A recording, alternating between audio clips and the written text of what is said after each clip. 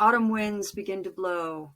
Colored leaves fall fast and slow, whirling, twirling all around till at last they touch the ground. It's that time again for fall. And with that is the fall equinox, which is officially the first day of fall. And that begins on the 22nd of this year, 2022. So I wanted to give you some rituals, 7 in fact, to really celebrate the changing of seasons. It's a very special time of year. So 7 celebration ideas and rituals, and the equinox is equal night and day. I'm going to go into that in a minute. I thought this was a really pretty image that represents that equal night and day. So for the Northern Hemisphere, it begins on September 22nd, and the exact time is 6:03 p. Pacific Standard Time, where everything is equal night and day. So the sun is basically right at the equator, and as we're rotating around, the equinox is equal, the balance between the two. And then as we go into solstice, so we're going to be moving into winter solstice, and that means that it's the Northern Hemisphere is furthest away from the sun, which means we have the shortest amount of light. So equal night and day on the 22nd means that it's a balanced day. So that's really the sort of the theme of the equinox. And the equinox, the fall equinox in the Celt culture or the pagan culture, and pagans are people who really revere the earth, who revere the trees, are very connected to nature. And they have a fall festival called Mabon. You might see that, M-A-B-O-N. So this is, again, a very special time of year. So let's get into what I think are some of the most beautiful rituals that you can do this time of year for the equinox. The very first one is to give thanks and recap on what you've sown. This is a moment for a lot of people in the fall where you start to assess the year. You know, in business, they do this. They start to sit down and say, okay, what did we accomplish this year? What were our challenges, and how would we like to start next year? What are our goals? And that can be the same in our personal life. So giving gratitude, giving thanks, really reflecting on the year. This is, again, a balanced day. However, what's happening is we're moving into the darker time of the year. So we're moving into the more introspective time of year where we sort of get more quiet, we get more insular. And this day is the beginning of that season.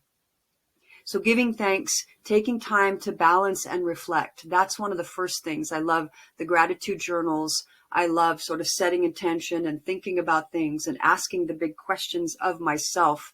So that's my tip number 1. Tip number 2, balance your environment, your outer and your inner environment. That means maybe doing a deep clean. I love using natural products like lemon and white vinegar to clean my home, and just give it a deep clean. You might already feel that energy now. I know I definitely am. I'm feeling that, okay, seasons are changing now. I'm going to reset everything. I'm going to clean. I'm going to give away stuff that I'm not using anymore. And I'll talk about that in a minute in one of the other tips that I want to give you. And then cleaning yourself internally, doing, baths are such a beautiful way to reset your system. Energetically, they help to purify your system. You can do an Epsom salt bath and add some rose petals or some autumn flower petals, and just make it really lovely. Put some candles around safely. I always want to say that with candles. I've had my share of candle accidents, I have to tell you. And bring in things that represent autumn. So that's number 2, balancing your environment. Number 3, creating an altar. An altar is such a beautiful, sacred place to put things that are meaningful to you. And for a lot of pagans, I would say, I'm a pagan. I love nature. I'm very connected to nature and the spirits of the land. And I'm really, really bonded to, I've got several trees around my home where I feel very connected and rooted and grounded. And we'll talk about that in a minute too. But use your imagination to create an altar. There's no one way to do it. It's about bringing things in that are special to you, that reflect the things that you love, that remind you of the connection to nature that you have. And here's a couple of examples that I really love. It can be very simple. They can be very grand with lots of crystals and crystal grids and things, which I like to do too. And then it can be simple of just flowers and the bounty of the food that you've been picking. Here in the area where I live, there's lots of fruit trees. So we go picking right now. Blackberries are super in season. So we've been collecting blackberries, and I just like to have it on a table and look at it and bless it and feel such gratitude for it. And it's just the bounty of the blessings that really exist in our lives when we focus on that. So I just wanted to give you some altar ideas. So that's tip number 3. Tip number 4, get crafty with nature's beauty. I love this. Remember when we were kids in school, we would go out and we would gather things and we would put together little pieces of art for fall. In schoolrooms, they do that, right? They're really kind of shifting, talking about the different seasons. They do it in a very subtle way, in a very lovely way. And there's no, please let go of perfection. Just have fun.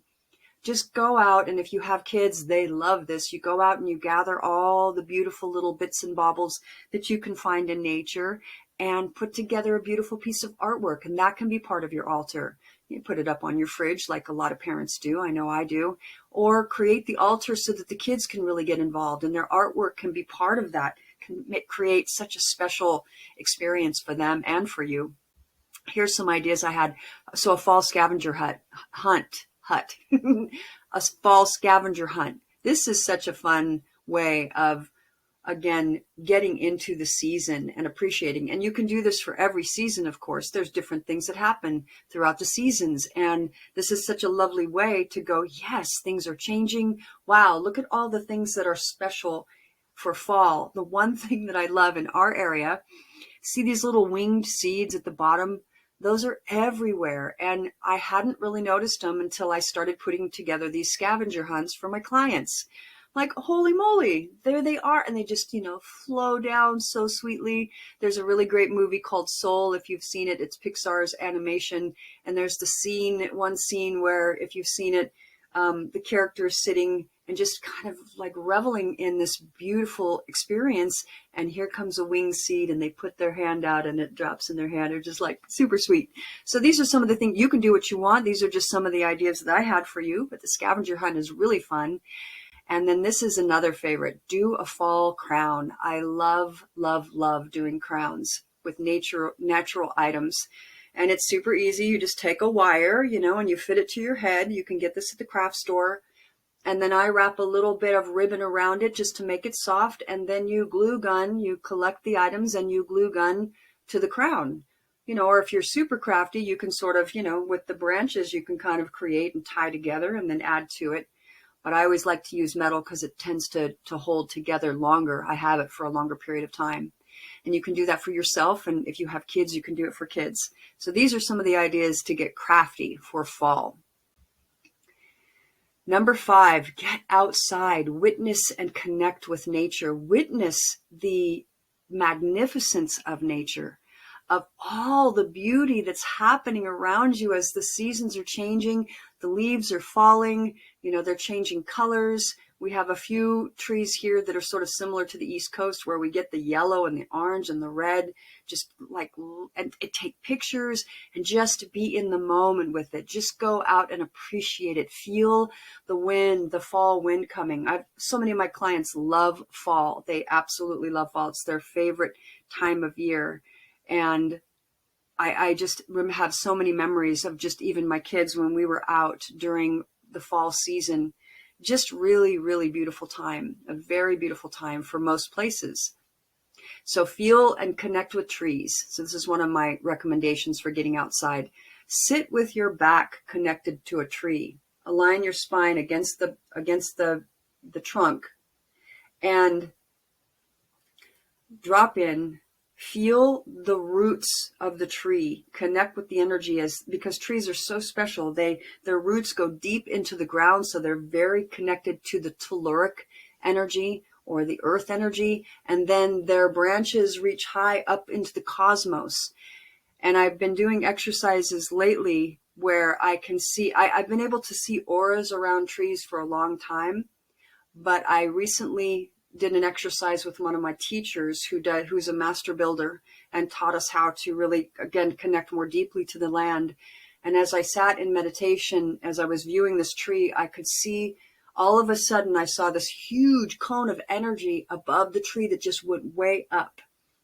And he's like, yes, you saw it. I've always been able to see the aura around the tree, you know, the basic aura around it, but I've never seen the cone. And for the first time, just recently, I actually saw that powerful energy that goes up into the cosmos.